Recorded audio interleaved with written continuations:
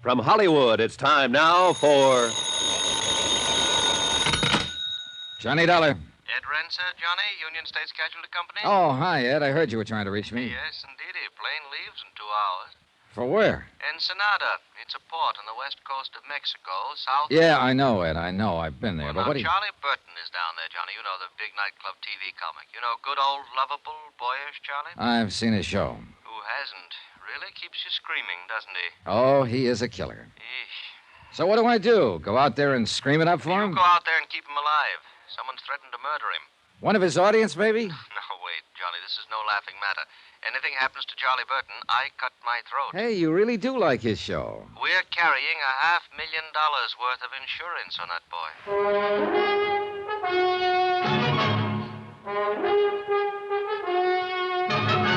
Tonight and every weekday night, Bob Bailey in the transcribed adventures of the man with the action-packed expense account, America's fabulous freelance insurance investigator. Yours truly, Johnny Dollar.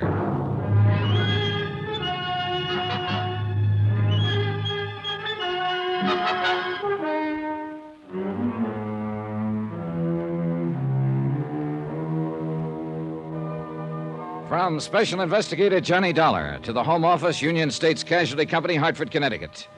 The following is an accounting of expenditures during my investigation of the laughing matter.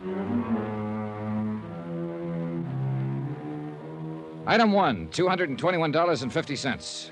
Transportation by scheduled airline to San Diego, incidentals there, and charter plane for a flight 80 miles south into Mexico. To Ensenada.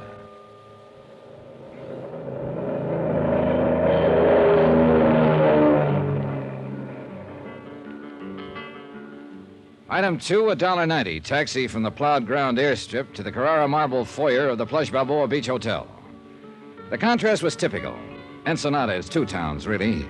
The tourist town is a glittering belt of pseudo-swank resorts around the south end of the bay. Bald-headed men in flowery sports shirts and fat women in shorts, loaded down with cameras, souvenirs, and U.S. dollars. The loafing town. And next to it, the rows of warehouses and docks, the fishing fleets and freezer plants, narrow dirt streets and slums. Soft-eyed Mexicans and the gentle liquid sound of Spanish. Native town, the working town. 2 different ways of life, and no bridge of understanding between.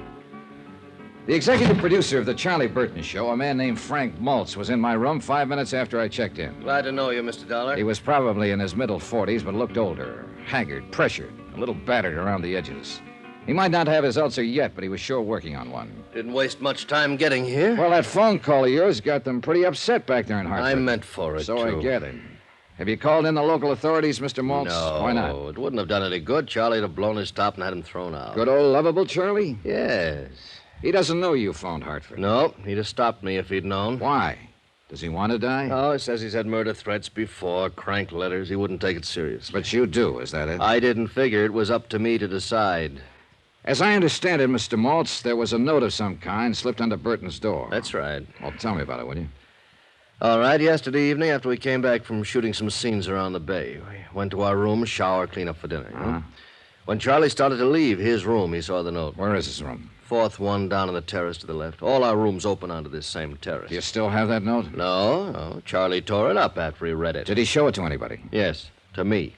It was on stationery from the hotel here. It was in pencil and crudely printed. Remember the wording? Oh, yes. It said, "Only the gods are immortal, Burton. As you'll soon find out, you'll never leave Ensenada alive." Kind of an odd way of putting it. I thought so myself. Know anyone who might use that style of phrasing? No, I'm afraid not. All right. What else, Mr. Maltz? Nothing else. Those are the facts. Anything happened since the note? Not as far as I know. Burton could be right, of course. The whole thing may be a hoax. Yeah, maybe, but that's for you to decide, not me. Who do you know who might think they had a reason to kill him? Aha. I think I'll let you form your own conclusions on that. No, thanks, Mr. Maltz. That's very thoughtful of you. All right, I'm sorry. I realize I haven't given you much to go on. Practically nothing. I can't help it, Dollar. That's all I know about it. I see. Well, talk to the others. See what they know about it. Others? Well, I was thinking mainly of Gloria Dale and Al Schreiber. And there's Charlie himself, of course. Suppose you brief me on those other 2. All right. Gloria Dale's the feminine lead. Oh, yeah, I've seen her on TV. Yeah, probably. She's been with the show for 3 years. She's in her late 20s. She's single. She's gorgeous. She has a terrific sense of comedy. How does she get along with old, lovable Charlie? Good question. Maybe she can give you an answer to it. All right, I'll ask her. And who was that other one you mentioned? Al Schreiber? Yeah, he's a young newcomer. He's been with the show 6 months now. A real talent, if he were ever given a chance to show it. Why isn't he given a chance? Because on the Charlie Burton show, my friend, there is one and only one star, namely... Good old lovable boyish Charlie Burton. Oh, you've been reading the press releases. Well, as a matter of fact, I have. All right, who else? No, that's all. At least all that mattered. The camera crew, the technicians who were sent up from Churubusco in Mexico City, they never heard of Charlie Burton before. And we haven't had much of any contact with anyone here in town. Now, I think that note was written by somebody right here in the family. That's another reason I sent for you instead of the local police. Just why did you send for me, Mr. Maltz? What do you mean? How do you feel about Charlie Burton? Haven't you guessed? More or less, I think. Well, I'll spell it right out for you, Mr. Dollar. I hate his guts. And what do you care whether he's murdered or not? Care, I'd get roaring drunk to celebrate it. And yet you're the one who phoned an SOS to Hartford. Well, sure. If Burton does get it, I want an expert around. Somebody who'll tag the right party for the crime. A matter of justice. Is that it? Why not? Oh, because it's usually just a word people talk about. What they really want is to win. Ah. Is that what you want, Mr. Maltz?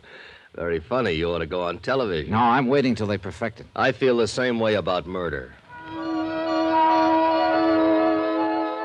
So the legend of lovable Charlie was starting to crack. One person at least didn't love him, Frank Maltz, his executive producer. And there was something else besides hate in Frank Maltz's eyes, a weariness or bitterness, something I couldn't quite place.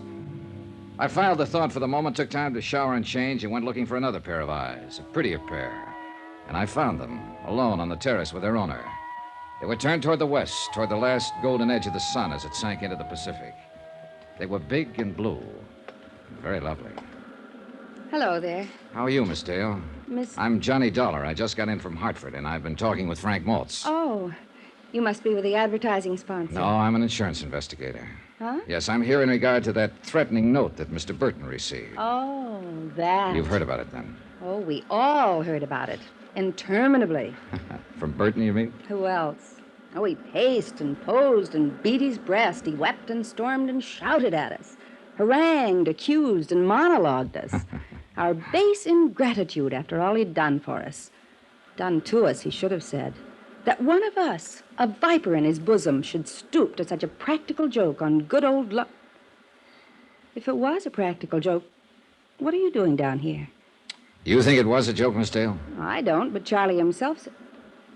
Do you mean somebody really meant that threat? Maybe. Well, what do you know? Any idea as to who might have written it? Sure. Anybody who knows him. Is he that bad, actually? Mr. Dollar, you've heard the expression horrid old man. Yeah. Well, if Charlie Burton worked for years to improve himself, I mean really tried, eventually he might lift himself up high enough to be a horrid old man. Well, if it's like that, why do you stick around? Why do I? Because I signed a contract last year during an emotional crisis.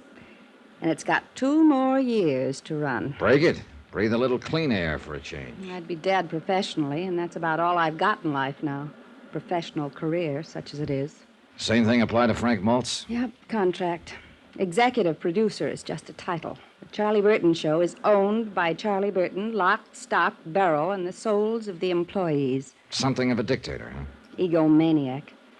He's a pre-adolescent paranoid with the ethics of a rattlesnake and the jealous instincts of a Turkish harem master. Uh-huh. Oh, forgive me, Mr. Dollar. I had that line in a play once, but it still fits him. Tell me the truth, Miss Dale. Did you write that note? I'm a female comic, Mr. Dollar. So? So who can write? Gloria. Out here, Al, on the terrace.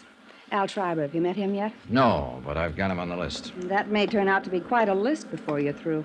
Downstairs bar at 7, honey. That's what you said. Downstairs bar at 7. Yeah, I know. I'm going in and change right now. Al, this is Johnny Dollar, Al Schreiber. Hello, Al. How are you? Glad to see you. Mr. Dollar's an insurance investigator. He's here about that murder threat Charlie got. You mean that note was for real? Could be. Well, happy days. Maybe there's hope for us yet. Careful, Al. Mr. Dollar's making a list. Sweetie, I'd be proud to confess. Only I didn't think of the idea, and besides, I'm a coward. Did either of you actually see that note? No, but we heard about it. So I understand. How does insurance figure in this? You mean some company actually wrote a policy on that earthworm? To the tune of $500,000. Holy Hannah, who's he worth that much to? His sponsor, the advertising client. I doubt if it's personal, really. They're just protecting their investment in the show. 500,000 fish. For a phony old fake who weighs in at a fast 30 cents. Say, maybe they're out to kill him and make a profit for themselves. Yeah, I'll put them on the list. And I take it you're in the club, too, Al. Club? At least you're not wearing a Love Charlie Burton button. Oh, sir. All I am, ever was, or hope to be in any future life. All I have, ever had, or expect to have at any time, notwithstanding. The foregoing to supersede any previous statement, and irregardless of any utterance made hereafter. I owe in its entirety, and without any reservation whatsoever, to my one and only benefactor. That sterling, magnanimous, warm-hearted, genial. I'll bet you think I'm only saying that because it's in my contract. Did you write the note, Al? I don't know what to say until I check with my writers. Yeah, I have the same problem with my underwriters. Say, that's not bad, Mr. Dollar. You know, you ought to try television. I'm waiting till they perfect it. Item 3, 80 cents, one drink. I had it sent from the bar and sat on the terrace alone and drank it. I watched the sun die in the west and let the soft night creep out of the hills of Mexico and sink down over me in gentle folds. Then I saw a man slip from the shadowed shrubbery and move cautiously up the terrace, a pale ghost dressed in the white cotton of a peon worker. As I came quietly to my feet, a girl ran from inside somewhere, clung to him, and stopped him. They argued fiercely for a moment and guarded Spanish. Then the man turned and saw me and vanished into the darkness of the hotel gardens. The girl faced me for an instant, with eyes like frightened doves. Then she, too, turned and fled. But I'd recognize her. She was the hotel maid who'd brought ice to my room when I first arrived. So it was a lover's meeting, most likely. And yet, the man, before she stopped him, had been heading across the terrace toward Charlie Burton's room. Johnny Dollar. This is Charlie Burton, Mr. Dollar. Oh, yes. Was hoping you'd come out of seclusion. Seclusion? I arrived in Ensenada at 4 o'clock this afternoon. It's now 10 p.m., and I still haven't been able to see the man I'm supposed to protect. I did not invite you here, Mr. Dollar. I do not need any protection. Well, my insurance company doesn't agree with you, and they've got $500,000 riding on your life. Look, my life has not been threatened. That note was a mere bit of buffoonery perpetrated by one of those nearest and dearest to me. One of those to whom I have unstintingly devoted my entire... knock it off, Burton. I know the good old lovable Charlie legend, and I've seen your TV show. Well, naturally. Look, are you going to talk to me, or do I wire my company to cancel your policy and notify your sponsor that you've refused to cooperate with us? Mr. Dollar, you may come down to my room in 10 minutes. I'll be there in an hour, Burton. You wait on me for a change.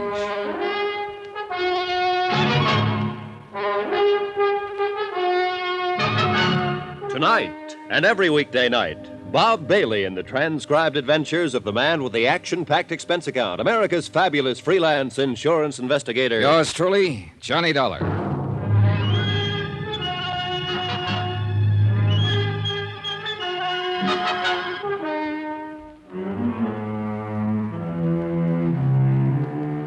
From Special Investigator Johnny Dollar, location Ensenada, Mexico. To the Home Office, Union States Casualty Company, Hartford, Connecticut. Assignment, The Laughing Matter. Expense account continued.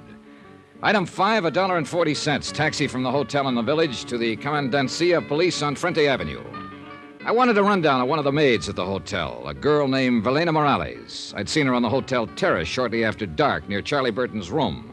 Seen her arguing with some man who'd managed to slip away from me in the darkness. Captain Powell said he'd check with me later and politely avoided asking what it was all about. If he had, I couldn't have told him. The Charlie Burton comedy show was on location at Ensenada, Mexico, and Frank Maltz, the producer, had frantically phoned Hartford and claimed Burton's life had been threatened. Burton thought it was a practical joke. Maltz didn't know. Neither did I. But I was there to find out.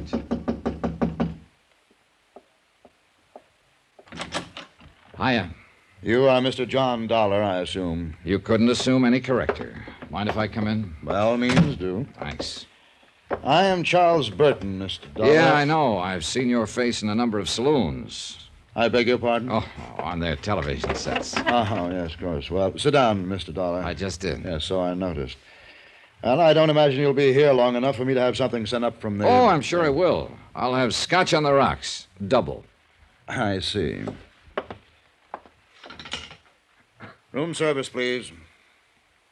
This is Mr. Burton in Suite D. Please send up one scotch on the rocks. Double. Make it double. Oh, just a moment, please. By the way, Mr. Dollar, what is your room number? I can't seem to remember it at the moment. Why don't you just charge it to yours and then bill me for it later? If you think you're... Room service, cancel that order. Yes, I said cancel it. I will not tolerate this high-handed attitude from a hireling, sir. But not your hireling, Burton. Now, let's get a few things straight right now. From what I've heard about you up to now, I don't like you. And when I get to know you better, you like it or not. And I certainly do not. And there's nothing you can do about it. Oh. Try throwing your weight around with the insurance company, and they'll cancel your policy. And if that happens, you'll have sponsor trouble right up to your neck. If you think you... I think you're not going to let it happen, Burton. You can't afford to.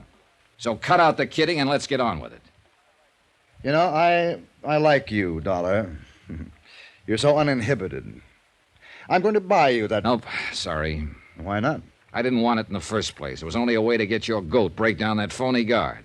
But have one yourself, though. Now, drinking is not one of my vices. Oh, so that explains it. Explains what? It wasn't one of Hitler's vices, either. You're so delightfully insulting, you know. One can hardly take offense. Too bad. I'd hope for better results. Would you mind telling me just who exactly is responsible for this prejudiced opinion you have of me? Well, as I remember, it was fairly unanimous. As I know, you talked to Frank Maltz. Maltz, of course, is bitter because he hasn't been given complete control of my show. Or any control, the way I hear it. As long as it's the Charlie Burton show, Mr. Dollar, Charlie Burton intends to run it. Only the gods are immortal. Isn't that what the murder threat said? I'll get to that. Then there's Gloria Dale, my leading lady. Dear Gloria. I suppose she told you I've treated her very badly. Practically forced her to sign a contract that pays her several $1,000s a week. A hideous fate, actually. It could be. And Al Schreiber? Did he mention the fact that I took him out of a 40-a-week burlesque house and taught him the subtleties of high-class, big-time comedy? Things that I had spent a lifetime perfecting. Look, Burton, if you're trying to convince me of your fine, sterling character, forget it. It's irrelevant. I'm here because... You're here because of that note, and that's exactly what I'm getting at. You think it was written by one of those three people, don't you? Right. Well, I agree with you. But you also take the threat seriously. I don't. Why not? Because not one of them has any reason to kill me. Yes, I know how they talk. They're underpaid, overworked. The boss is a tyrant. They hate him, the same old patter. And that kind of talk never leads to murder, Mr. Dollar. Yeah, you've got a point there, I guess. That note was pushed under my door yesterday as a crude attempt at a joke. Nothing else. Then Maltz lost his head and had you sent down here from Hartford. And the whole thing has become ridiculous. You may be right. Well... You sure you won't have that drink? No, thanks. Oh, by the way, there's a maid at the hotel here. I believe she works all the rooms along the terrace here.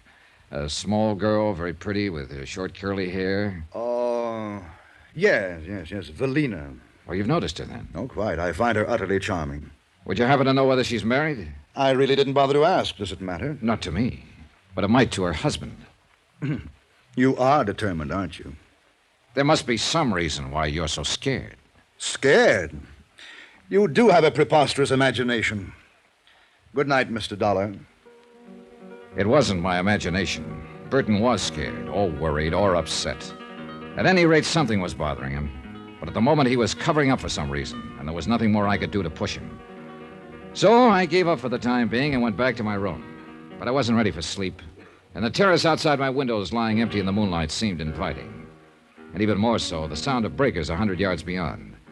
I followed a winding path through the hotel gardens and came out into Sandy Cove. And there I found her, Gloria Dale, sitting on the sea-worn rocks by the water's edge, with a bottle beside her, getting quietly drunk. You've discovered my guilty secret, Mr. Dollar, and I've only got one glass. It's that or the bottle. I'll share the glass with you, if it's all right. Sure. There you are. Thanks. Here's to the moon, people. They seem real close tonight, don't they? Yeah, they'll be dancing out there in the water by midnight. I think you're as crazy as I am. Crazier.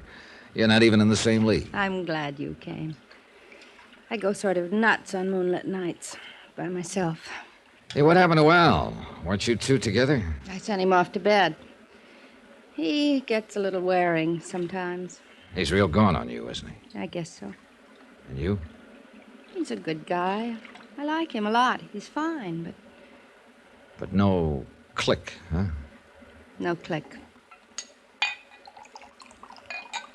Here's to better clicks. Hey, easy, kid. You're drinking it straight, you know. Help yourself. What are you trying to do to yourself, Gloria? Learn to forget. Forget the emptiness, the hollowness. There's nothing in me anymore. Except the hate, of course. There's plenty of hate. For Charlie Burton? For Charlie Burton. Do you hate him enough to kill him? You've always got your eye on the ball, haven't you, Mr. Dollar? More or less. Would you like to tell me about this emptiness? No, I don't think so. All right. Why not, though? It's the edge of the land and the edge of the sea. And you're from the moon, and you'll go back there at dawn. So why not? Here's to the moon. It makes people crazy. Hey, save half of that one for me. Oh, sure. Here you are. Yeah, just leave it there. So? Well, a year ago, my contract was up. And I was leaving the show. And I was about to be married. Jerry, his name was. And he's the only man I ever really loved. Uh-huh. Burton was furious. Said I was letting him down. I was ungrateful. But he couldn't stop me because my contract was up. And one morning I got a note from Jerry. Special delivery. We were through, it said. Why? No explanation. Just a cold, vicious note. That same morning, Jerry left town with a friend. Chartered a plane and went to Canada on a hunting trip. And you didn't find out the reason for it? Later, yes. At the time, I was hurt. I was terribly hurt. I signed a new contract and went on working. And months later, I got the story roundabout. What was it? A private detective, one of the crooked ones, had gone to Jerry with a complete report about me, supposedly. My private life, field reports, affidavits, statements, even photographs. A fake, the whole thing. But it convinced Jerry. You know who was behind it? I can guess. Sure. Good old, lovable Charlie Burton. He wanted to make sure I'd sign that contract. But when you did find out, why didn't you go to Jerry? I wish I could have. That hunting trip, the plane, it crashed. Jerry never came back. He was killed. That's crazy, huh? Oh, no, easy, sweet. Do I hate Charlie Burton enough to kill him? That's what you asked me, wasn't it? Sure, I hate him enough. 1,000 times enough. Only I haven't got the nerve. So what do? I drink. Gloria. The hotel. Help me get back there. Please, Johnny. Will you take me home? Love and hate, and the Black Sea rocks, and a lunatic's moon at midnight. And no help on this earth for a wounded heart but time itself. A tide was rising now, and rising fast. And hidden by the darkness, a wave curled and broke. And time ran out. I lunged out of bed and fumbled in the blackness for my robe and slippers and gun. Yeah, who is it? Charlie Burton. Open up, hurry. Dollar, you've got to protect me. Somebody took a shot at me through my window from the terrace. Oh, it was probably just a crude, practical joke. Joke? Joke? This is no laughing matter. Don't you understand, Dollar? Somebody's out to kill me. Johnny Dollar.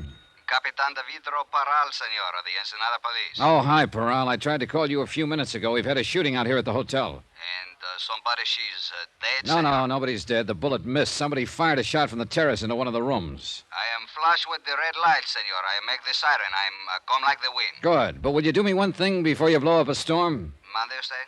There's a man missing from his room here, a friend of the man who was shot at. He must be around town somewhere. Pues sí. He's an Americano, about 45, name's Frank Maltz. Frank Maltz. Bueno, we'll find him.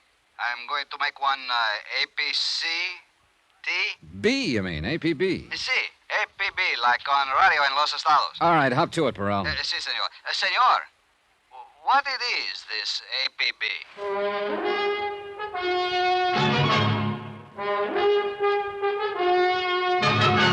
Tonight and every weekday night, Bob Bailey in the transcribed adventures of the man with the action-packed expense account, America's fabulous freelance insurance investigator. Yours truly, Johnny Dollar.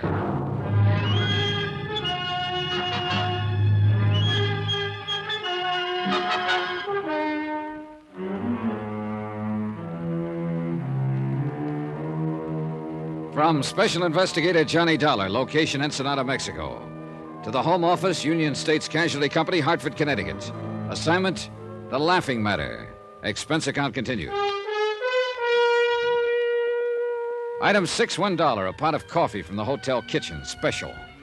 It was 1 a.m. I'd been half asleep when the shot was fired, and I hoped the coffee would help get me at least half awake. I hadn't expected it to happen that way, and neither had good old lovable Charlie Burton, America's favorite TV comic, according to his press agents. Charlie had called it a joke, but he wasn't laughing now, and neither was I.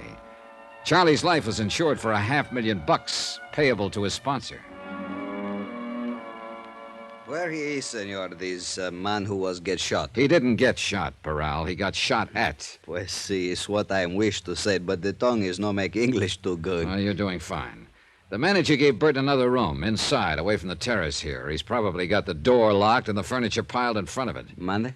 I mean, he's scared, very scared. Comprende? Oh, sí, sí. Él tiene mucho miedo. Yeah, I guess so. Now, according to his story, he was asleep, here on this side of the bed. Someone fired the shot from outside on the terrace. It broke the window there, and the bullet lodged here in the bed, about 6 inches above Burton's head where he was lying on the pillow. Sí, yo puedo verlo. And then he is wake up quick. He is no see nobody, senor? Is no hears nobody? No, he was too scared to know. He jumped out of bed, ran down the inside corridor, and banged on my door. I searched the terrace right away and didn't find a thing. And these other people which are work for him to make the television, they are also having room which are close to this?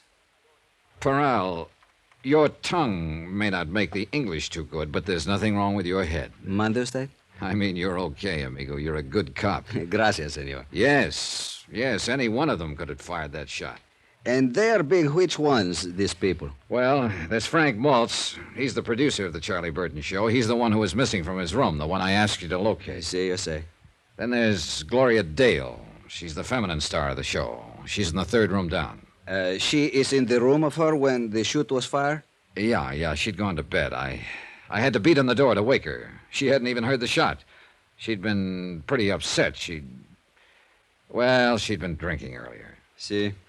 It's always the same. These Americanas ladies which have come to Ensenada, always they are drink too much. You may be right. Anyway, the third member of the group is Al Schreiber, second room down. He's an actor, too. And where he is when these things happen? In bed, so he says. The shot woke him up, and he came out into the corridor while Burton was banging on my door. And these are all, senor? Yep, that's the bunch. Which one you think is not like this, Charlie? Every single one of them hates him. Then there's another possibility, too. That girl I asked you to check on earlier, the maid who works here at the hotel. You see, la señora Evelina Morales. Pues we're looking, but we are not find her yet. Oh? Ella no está en casa. She are no at her house, señor. Oh, I see. Ni el marido tampoco es. Also, the, how you say, her husband is gone. Oh, then she is married. Oh, sí, señor. You're still looking for her, aren't you? Pues sí, señor. No tenga cuidado. It's no big town, Ensenada. We are find her too soon now. I think es por mí, yo creo. I am tell the manager I was here. La policía acá. Sí, capitán de vidro Paral. ¿Dónde? Bien, sí. Muy bien. Bien, adiós. This man you are say have disappeared, señor. Frank Maltz? He was now be found. Where is he? Es un cantina, a nightclub. It's called the 21. 21. Where is it? In town somewhere? You see, it is a, how you say, senor, it's one big hot spot.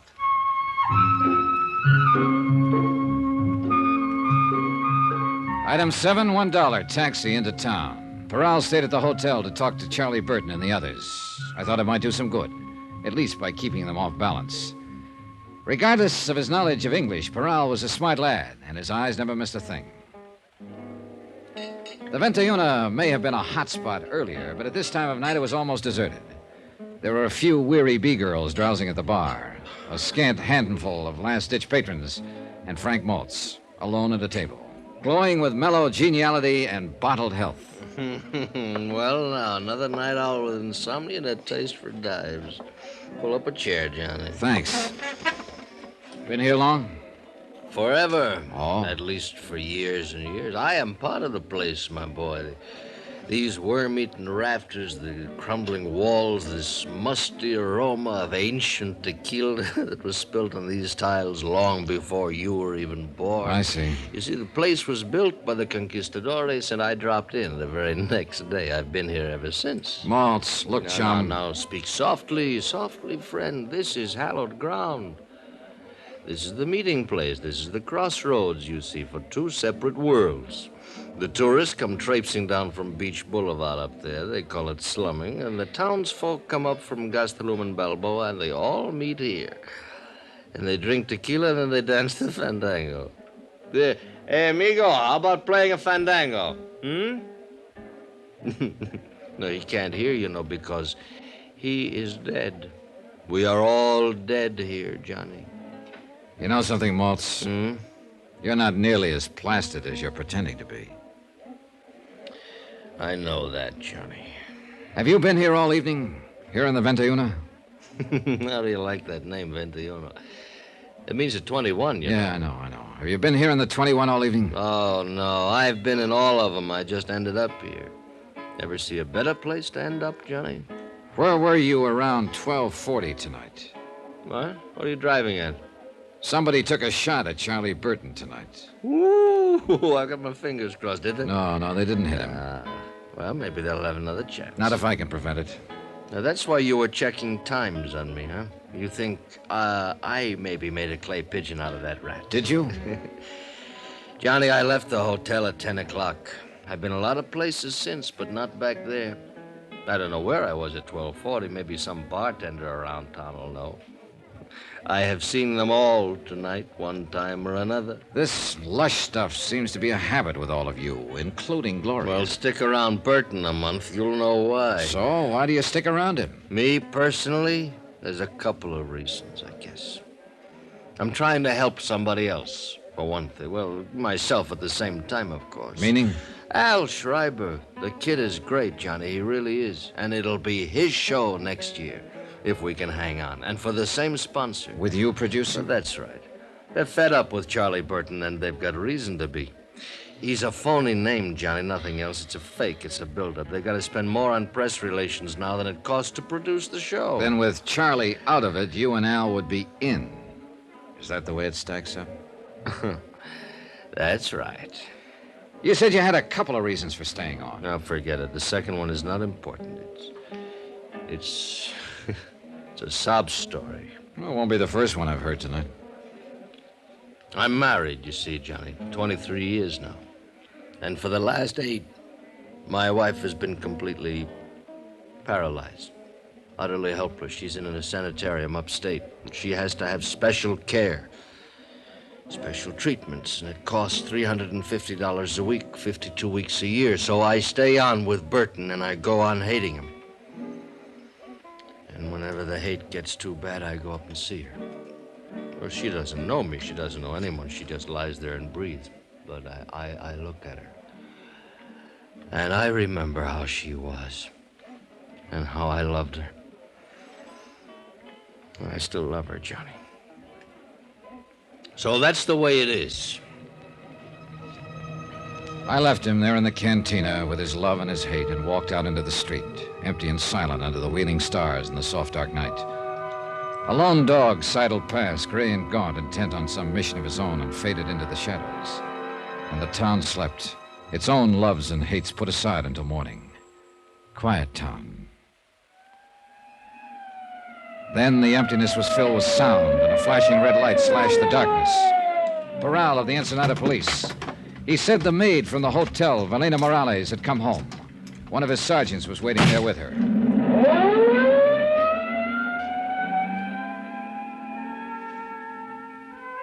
Buenas noches, senora. Buenas noches. The tiny room was lit by a flickering oil lamp, and a candle burned beneath a crucifix on the wall above the bed. Cement floor and adobe walls, bare and clean, like the cell of a nun in a convent. ¿Y su hombre? ¿En dónde está él? Ya no sé. She was young, ¿Qué le pretty, importa? and at the moment ¿Dónde very estabas tú frightened. más temprano? En la casa de una amiga. ¿Por qué me preguntas? Espérate, señora. Hace poco un trato a matarle a un señor. Allá en el Hotel Balboa. ¿Qué dices? ¿Cuál señor? Un americano. El señor Carlos Burton. Ay, de mí. ¿Qué tengo yo que hacer? She talked, Ya no hay half remedio. crying, and ¿Quién sabe Powell qué vamos a translated. hacer ahorita? Charlie Y Burton, ahora no old, hay lovable remedio. Charlie, had been Yo bothering ni por her, annoying her at the supuesto hotel. que él nomás hablaba She tried to porque avoid no him, creía que but él had made the podía mistake of hacer telling her tan husband. duro. He'd been furious and had come to the hotel earlier in the evening. That's when I'd seen the two of them arguing on the terrace. She hadn't seen him since. So, Senor Dollar, what is it you are think? I think you'd better find a husband, and find him quick. Johnny Dollar. This is Charlie Burton speaking. Oh, morning, Burton. So you're still alive, huh? If that was an attempt at humor, it was entirely out of place. Well, it's early yet. I'm the comedian, and I'll make the jokes. Your job is to protect my life. Don't tell me you've been shot at again, this time of morning? Boy, whoever it is really must hate you, Burton. Dollar, so help me. So help you nothing. You may be good old lovable Charlie to 40 million television viewers, but to me you're just a pain in the neck. I'll remind you. To my client, you're worth $500,000 because he was fool enough to write an insurance policy on your life, but not to me. My price on you is a fast 3 cents, give or take a couple. My life has been threatened. Sure, and that's why I'm here. But yesterday, when I tried to get you to cooperate, you called it a practical joke. Well, I'm not calling it that now. No, because somebody tossed a bullet at you last night and scared the living pants off of you. Well, call Captain Powell of the Ensenada Police. Mr. Dollar. Look, I need please. another hour's sleep, so don't phone my room again before 9 o'clock. Goodbye.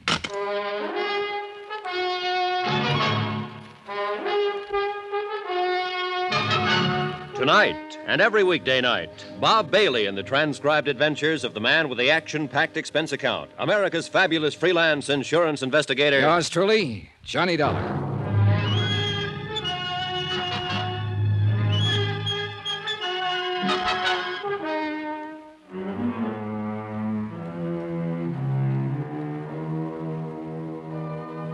From Special Investigator Johnny Dollar, location Ensenada, Mexico. To the Home Office, Union States Casualty Company, Hartford, Connecticut. Assignment, The Laughing Matter. Expense account continued. Item 10, 50 cents, room service on a glass of orange juice. Another hour's sleep was out of the question. Just hearing his voice on the phone left me too mad to relax. One of America's most popular comedians, a living legend. And yet his whole cast, the people down here with him on location, hated the ground he walked on. Personally, I was on their side. But my job was to protect his life from some unknown enemy who'd sent him a threatening note. And last night, the threat had become action in the form of a shot fired from the darkness. It was my job to see that the killer didn't get a second chance. And that's what I was being paid for, and the fact that Charlie Burton was a Class A stinker was irrelevant. Frank Maltz, executive producer of The Charlie Burton Show, and practically the only early patron of the hotel breakfast room, was sitting at a table alone. Good morning, Johnny. I left him sitting in almost the same position at 2 o'clock in the morning. Only the table then was in a backstreet cantina in town. He was apparently remembering it, and he avoided my eyes until the waiter had brought my coffee and gone away. I guess I made quite a fool of myself last night, huh? Oh, when was that? Nice of you to ask, Johnny. This is good coffee. Oh, you'd been making the rounds last night, for whatever reasons, and you felt like talking. But I wouldn't call that making a fool of yourself. All right. Thanks. You were sober enough when I left you. Oh, sure. You just sat there and let me talk it out. Where'd you go, anyway? I came out of the cantina a few minutes later. You disappeared. Captain Powell, Ensenada Police, picked me up in a prowl car. He'd located that maid from the hotel here. We went to her home and talked to her. So? Well, for the moment at least, you and Al and Gloria Dale are apparently off the hook. Oh? The maid says Burton was always annoying her whenever she was on duty here. He was. I told him to lay off. Well, her husband found out and came out here to the hotel yesterday evening. I saw him and his wife arguing out there on the terrace just after dusk. But I didn't know what it was all about at that time. Anyway, that's the last she saw him. He didn't come home last night, and he's still missing. I just talked to Powell on the phone. They've got half the police force looking for him. And you figure he's the one who took a shot at Charlie last night? Kind of adds up, doesn't it? Well, I guess so. I hope they find him, Johnny, before he finds Charlie again. I'd hate to see a poor devil take a rap for killing a louse who isn't worth it. Yeah, I know what you mean. Well, the chances are they will. Didn't either one of you fellas ever get to bed last night? Not for long. Morning, Al. Oh, my goodness, Frank. You look awful, man. You must have slept on your face. I look the same as I look every morning. You want some breakfast, Al? No, thanks. I'm skipping it. I'm going to try to get in a dip in that pool before old Blubber Tummy oozes out of his feather bed. Oh, I don't think he'll be using the pool this morning. Not if he remembers what we're shooting today. It's that castaway sequence, isn't it? Yeah, we'll get that first. But later this afternoon, if the light on the water is okay, I want to get those shots of him swimming ashore. Good. Keep him on retakes till he gets waterlogged. It's kind of a slapstick desert island thing, Johnny. Oh? Yeah. You see, Charlie and I are supposed to have been on this yacht, and it sank. And I just disappear. But there's some stock shots of Charlie swimming like crazy and a stock shot of a deserted South Sea island. And finally, Charlie comes crawling up onto the beach. That's the sequence we're going to shoot this morning. I see. He's pooped. He's dying, you know. Then I step out from behind a bush, and I'm wearing a full-dress suit, white tie and tails. He thinks he's crazy or something. It starts building from there, then, Johnny. Yeah, I get the idea. He's thirsty, see? So I reach under my coat and bring out a soft drink, an ice-cold bottle. And I open it and give it to him. It says Cott Quality Beverages on the bottle, C-O-T-T. Yeah. So Charlie asks, is it any good? And I say, it's Cott, man. And he says, so what? And I say, so it's Cott to be good. You see, Johnny, it's out-and-out slapstick, but it works pretty well on camera. Yeah, it keeps building, you see. I keep producing things out of the bushes. A table and chair, tablecloth, dishes and silver, caviar, bottle of wine, roast turkey, then a string quartet, and finally a line of dancing girls. And the payoff's a shaggy dog. He says, look, we were shipwrecked together. How you doing all of this? And I say, it's easy. I got a cousin in Congress. It's a lot better on film, Johnny. A lot better than it sounds, stripped down this way. Yeah, well, I'm not exactly a fan of Burton's. Oh, he's got some good stuff in this one, Mr. Dollar. In fact, he's got all the good stuff. Only thing I'm in there for is to feed him the lines. As usual, of course. If I ever get a decent role in his show, I'll drop dead. Oh, really? Attention! That's not funny, Al. At ease. I said it's not funny. You thought it was when you did it on the show last month. May I remind you that your services can be easily dispensed with? Good. Fire me. Al. If I could get out of this lousy contract with you, I could start on the PCT tomorrow, and at 5 times what you're paying me. Take it easy, Al. No, by all means. They'll set me up in my own show, and they'll put it in a time slot right opposite yours. In 3 months, Charlie, I could bump you clear off the screen. You don't say so. Al, beat it, will you? Okay, Frank. Sorry you had to get caught in the crossfire, Mr. Dollar. Nothing personal. Forget it. See you later, gentlemen. You'll be on that set in a half hour, not a minute later. Yes, sir.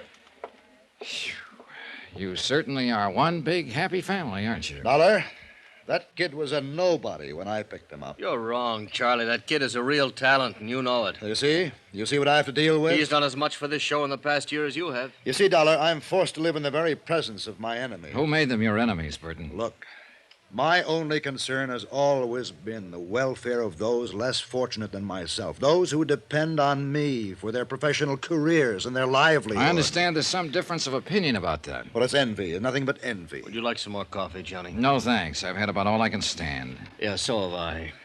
May I ask what you're doing to protect my life, Mr. Dollar, if anything at all? Oh, I've taken the usual routine precautions. Routine? I demand more than routine. Not from me. You don't demand anything. I'm working for the insurance company. Then I'll complain to them. Good. Why don't you cancel your policy at the same time? Then I can get off this assignment. Couldn't cancel it if I wanted to. My sponsors wouldn't allow it. It's for their protection, not mine. I know that. I think you'd like to see me murdered. Oh, no, you're wrong there. That would mean I'd loused up an assignment, and I take pride in my work. But you wouldn't care personally.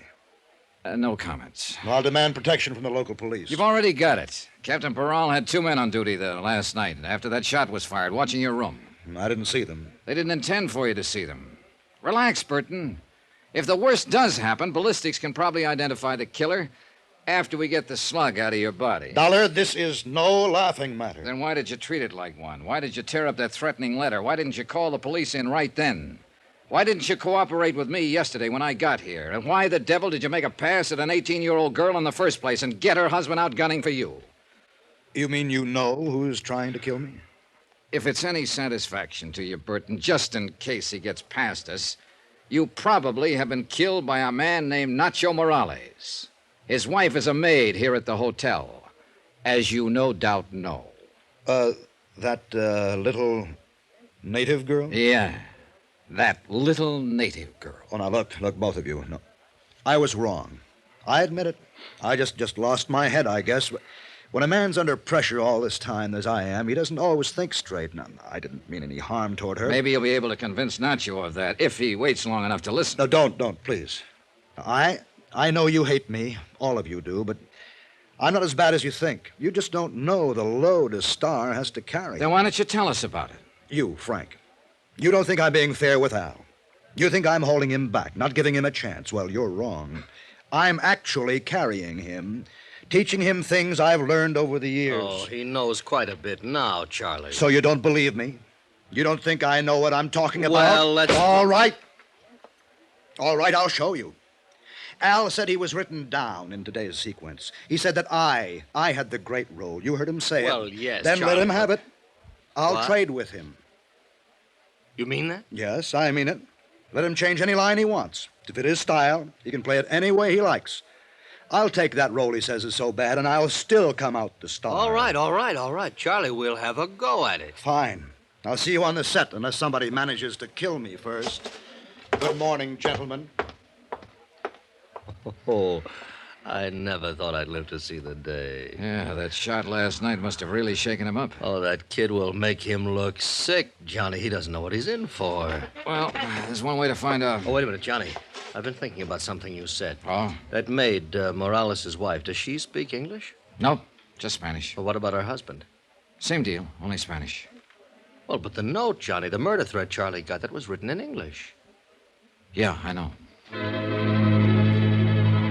The South Sea Island set was built on the beach at the far end of the bay. The technicians and the rest of the cast were already there when Maltz and I arrived, and they started shooting 15 minutes later.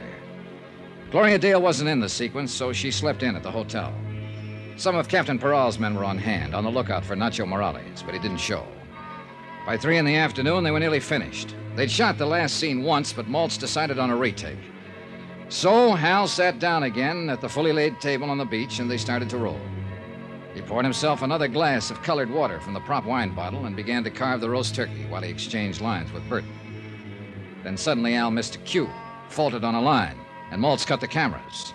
Al pushed back from the table, stood up slowly, then staggered and fell. I rushed toward him, pushed through the crowd that was gathering, and kneeled down beside him. But he was already dead. Johnny Dollar. Would you ask John... Oh, it is you. Was there some doubt about it? No, but I was phoning Captain Powell. He's out of his office at the moment. What's the matter, Burton? Somebody shooting at you again? That's not funny, Mr. Dollar. Who's laughing? A man's been murdered, you know.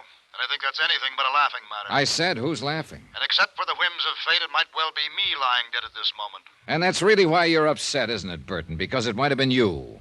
You're not really concerned about Al's death. I was extremely fond of the boy. You were no fonder of him than he was of you, so save that good old lovable Charlie business for your television audience. I never did buy it myself. Dollar, may I remind you that your position... I know my position in it. I'm an Ensenada to protect your life because some company was crazy enough to write a $500,000 policy on you. All right, you're still alive, aren't you? Goodbye, Burton.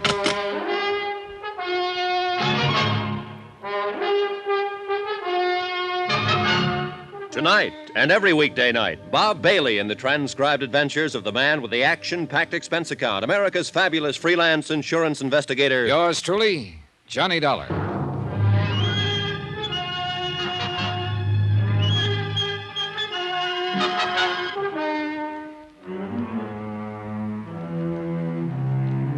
From Special Investigator Johnny Dollar, location Ensenada, Mexico, to the Home Office, Union States Casualty Company, Hartford, Connecticut.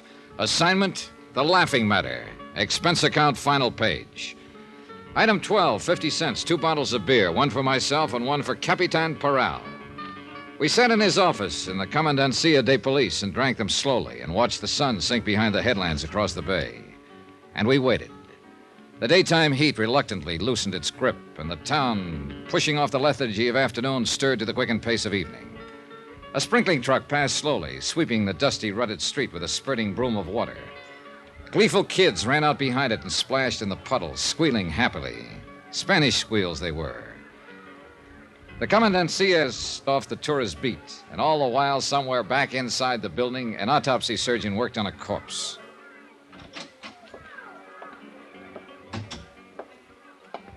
Bueno, senor. Ya está listo. The medical is all finished now. Well, what's the verdict, Powell? It's what we are thinking. Él se mató por veneno. He was, how you say, poison. What kind of poison? Él dice cianura. How you call it? Cyanide? Si, senor, cyanide. And he also are very much cyanide in this bottle which you has give to me. Yeah, I thought it smelled like it. Al drank a glass and a half out of it and then dropped dead right in front of the camera. And you are said the wrong man has drunk it, the wrong one is get killed, no? That's right. Charlie Burton was supposed to play that role himself. But this morning at breakfast, he agreed to let Al have the part. I was there, I heard it. So if he was not do that, he is one who will be dead now. Sure, Charlie Burton himself. And it figures, Powell. He's been the target all along. That threatening note that was slipped under his door, somebody firing a shot at him last night. Si, seguro. Then when they finally got their punch in, they tagged the wrong guy. I don't understand what has happened to this Nacho Morales. Velena's husband, the maid at the hotel that Charlie kept annoying. Ensenada, no, is one big place. It's very small, this town. And we are look every place, senor, but we are no find this man. I don't know, Powell. And yet I got a hunch he's the key to this whole thing. We find him, senor. There's no way for escape this town. We find him muy pronto now. You bet your life. Item 13, $1.40. Taxi back to the hotel. Lights were coming on. A cool breeze was starting to blow in off the Pacific, and the whole town was brightening up to the challenge of the night. But not me. Technically, of course, the job I'd been sent here to do was still under control. Big-time comedian Charlie Burton, a great big lovable scream to his public, had been insured by his television sponsor for $500,000. Then Burton had received the anonymous note threatening his life, so I was here to protect the insurance company's investment. I didn't care personally what happened to Burton. It was just a job. But I did care about Al. Johnny? Oh, hello, Gloria. What is it, Johnny? What happened? No one seems to know anything definite about it. Al Schreiber's dead. Poisoned. That's all I know about it. Come on in the lounge. I'll buy you a drink. All right, Johnny. Have they found that man who was missing? What's his name? Nacho Morales. No, he's still missing. This table all right? Sure, anywhere. Waiter. Si, senor. 2 margaritas, please. Muy bien. Frank Maltz said something about Charlie and Al changing parts. Yeah. Maltz got Charlie mad, and he made the switch to prove a point. What point? That Al wasn't ready for a starring role. Oh, that's right. You didn't come down for breakfast this morning. No, I wasn't in today's scenes, so I just slept in. It's just as well. It wasn't a very pretty sight. Oh, it's a rotten shame. Al was a real swell guy. Con permiso, señora. Oh, here you are. Gracias, senor. Boy, the irony in this world, Johnny. What do you mean? Charlie Burton, who's been a rat all his life, makes his usual crude play for the maid here in the hotel, and what happens? Her husband hits back at the wrong man. Al gets killed. A kid who'd never harm anybody in his life, and Charlie gets off scot-free. I was with Captain Powell last night when he talked to the Morales girl, Nacho's wife. She doesn't speak any English, Gloria, and she says her husband doesn't either. Well, he wouldn't need to, would he, to pull a trigger or poison a bottle of Maybe water? not. But he would, in order to write a threatening note in English. Oh, yeah, I'd forgotten about that. If Nacho's in it, he's not in it alone. And I've got a hunch he's... El teléfono, senor. Oh, thanks. Johnny Dollar. This is Capitan Parral, senor. What is it, Powell? We have just found this man, Nacho Morales. Good. I'll be right down. But, Johnny, do you think Frank Maltz might have... Not if he was after Charlie Burton. He knew that Al, not Burton, was going to drink out of that bottle. But didn't everybody know that? No, not everybody, Gloria. You didn't. Nacho Morales was sitting alone in the starkly barren detention room of the Commandancia. He was a small man, maybe a few years older than his wife. A field worker with gnarled hands and a bent back. He was waiting patiently, quietly, gripping the brim of his sombrero in his hands, trying to hide the fear, the terror that lay just behind his eyes. His eyes flickered slightly as Powell and I opened the steel-grilled door. And then he waited.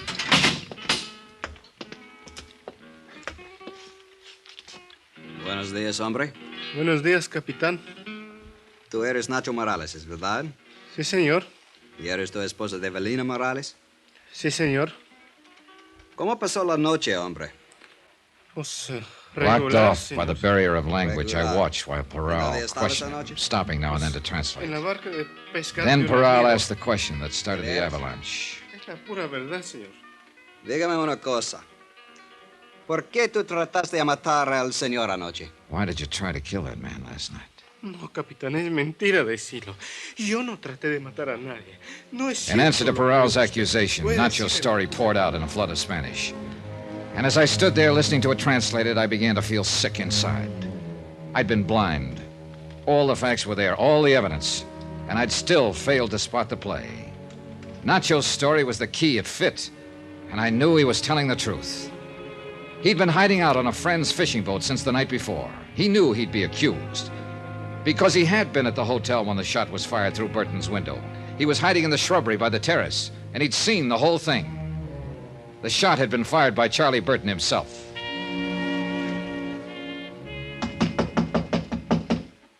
Who is it? Johnny Dollar. I want to talk to you, Burton. All right. Just a minute.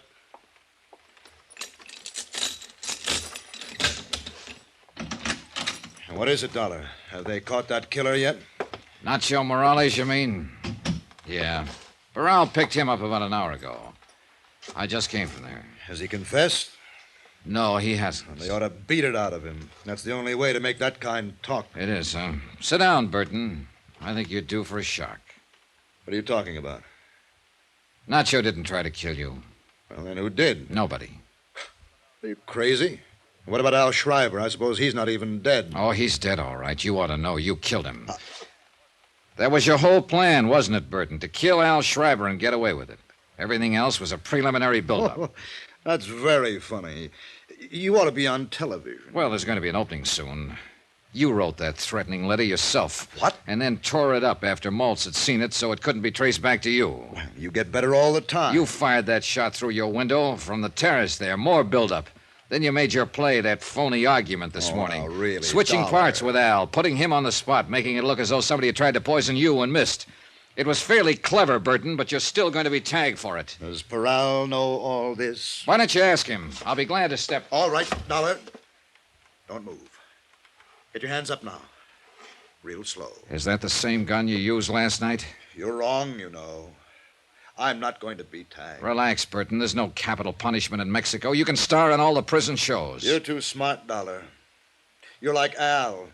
And you know what happened when he got too smart. You will drop this gun, senor. Peral. I started to tell you I'd be glad to call him that he was listening out there on the terrace. This gun, you drop quick. No. Look out, Peral!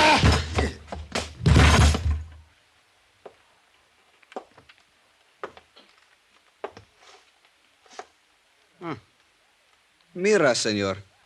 I am not shoot too bad, I think. No. No, not bad at all, Peral. Well, he asked for it. I am see he is go to pull his trigger, so I are to shoot much fast. Bam, bam, bam. I tell you, he's look very surprised, senor. Yeah. It's too bad he couldn't have seen the look on his face. A comedian would have really appreciated it. Why, he'd have died laughing.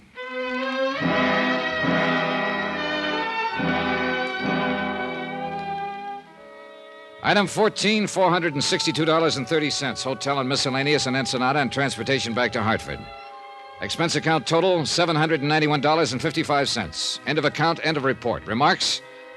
Ray policy on the life of Charles Z. Burton, deceased. Refer clause 34, subparagraph C, quote. If the insured dies while committing a felony, this policy is null and void, unquote. The Superior Court of Baja California rules that Burton was shot while resisting arrest and committing an assault with a deadly weapon. So you can keep your $500,000. Yours truly, Johnny Dollar.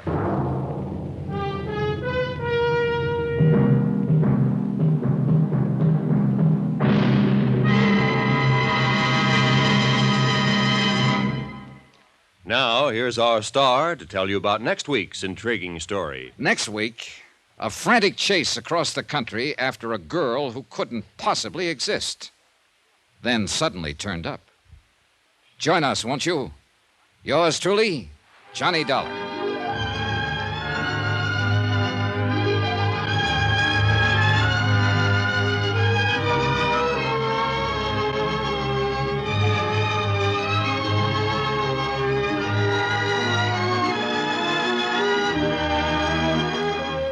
Yours truly, Johnny Dollar, starring Bob Bailey, is transcribed in Hollywood. Written by Les Crutchfield, it is produced and directed by Jack Johnstone. Heard in this week's cast were Virginia Gregg, John Daner, Lucille Meredith, Lawrence Dobkin, Gil Stratton, Harry Bartell, and Don Diamond. Musical supervision by Amerigo Marino and Carl Fortina.